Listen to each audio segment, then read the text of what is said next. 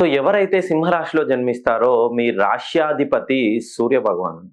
So సూర్యుడిలాగా మీ జీవితంలో కూడా అనేకమైనటువంటి ప్రశాంత ప్రకాశవంతమైన వెలుగులు ఉంటాయని ప్రతి ఒక్కరూ అపోహపడుతుంటారు.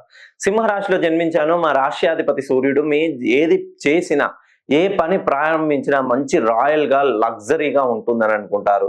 కానీ సింహరాశిలో జన్మించిన వాళ్ళకి ఎవరైతే 1, 10, 19, 28, 3, 12, 21, 30వ తేదీలో జన్మించారు. లేదు 7, 16, 25వ తేదీలో జన్మించిన వీళ్ళకి ఖచ్చితంగా చిక్కులు, సమస్యలు ఎలా ఉంటాయంటే ఉన్నతంగా చదవాలనే ఆలోచనతో ఉంటారు.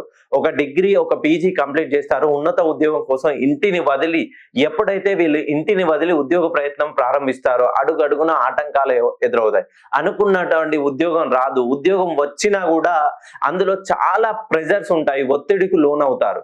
అనూహ్యంగా ఎంత డబ్బు సంపాదించినా డబ్బులో ఎంత పెద్ద మంచు పర్వతం చూడండి ఇట్టే కరిగిపోతుంది. వీళ్ళ జీవితంలో కూడా ఎంత డబ్బు సంపాదించినా ఆ డబ్బు అనేది మిగులుబాటు ఉండదు. ఒక్కసారి మీ జీవితంలో ఉన్నటువంటి ఆ మానసికంగా, ఆరోగ్యపరంగా, కుటుంబ పరంగా ఎప్పుడూ కలహాలే, చిక్కులు చిక్కులు చిక్కులు. మీరు సింహరాశిలో జన్మిస్తే ఇటువంటి సమస్యలతో మీరు ఇబ్బంది పడుతున్నట్లయితే ఒక్కసారి మీ డేట్ ఆఫ్ బర్త్ ను నాకు పంపించండి. ఖచ్చితంగా మీ సమస్యలన్నిటికీ నేను న్యూమరాలజీ ద్వారా పరిష్కారం చూపిస్తాను.